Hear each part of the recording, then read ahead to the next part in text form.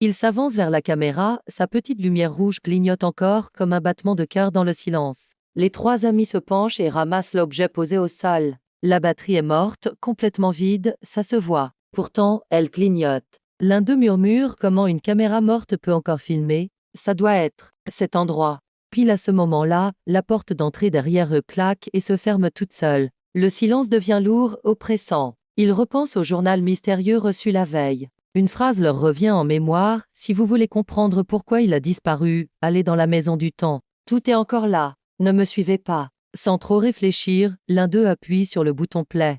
L'écran s'allume, puis devient noir. Une voix inconnue, grave et fatiguée, s'élève depuis les haut-parleurs de la caméra. Elle dit: si quelqu'un regarde cette vidéo, c'est que moi aussi, j'ai disparu. Et peut-être que vous êtes les prochains. Les amis échangent un regard paniqué. Ce n'est pas la voix de leur ami, c'est celle d'un étranger. Qui était cet homme? La vidéo continue, hypnotique. À l'écran, on voit maintenant un homme, sûrement celui qui a écrit le journal, marcher dans les couloirs de la maison. Soudain, une porte se dessine sur un mur nu, comme si une main invisible la traçait dans le bois. Au-dessus, une plaque gravée, salle du dernier souvenir. L'homme à l'écran sort son journal et lit à voix haute un passage: celui qui entre ici revoit son dernier instant, avant de disparaître du temps. Puis, il prend une grande inspiration et pousse la porte. Ce qui se passe ensuite défie toute logique. Alors que la caméra filme l'homme entrant dans la pièce, les amis voient la même scène se matérialiser autour d'eux en temps réel. Le passé et le présent fusionnent.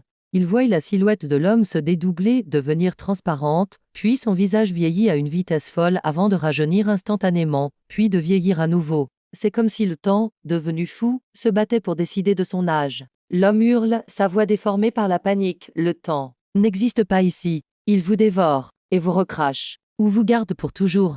Et là, sous leurs yeux, son corps se désintègre en une pluie de poussière lumineuse. Dans la pièce, un courant d'air glacial les enveloppe.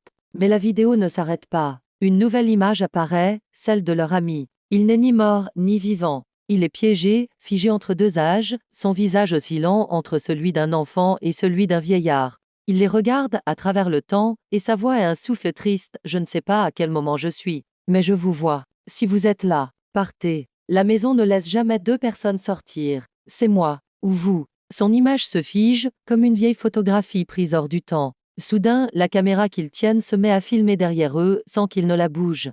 Ils baissent les yeux sur l'écran et leur sang se glace. Ils voient l'homme du journal, celui qui s'est désintégré, debout juste derrière eux. Mais quand ils se retournent, la pièce est vide. Sur l'écran, la silhouette s'approche. Sa bouche s'ouvre lentement et il murmure des mots qui semblent s'infiltrer dans leur esprit: celui qui regarde la vérité doit y entrer.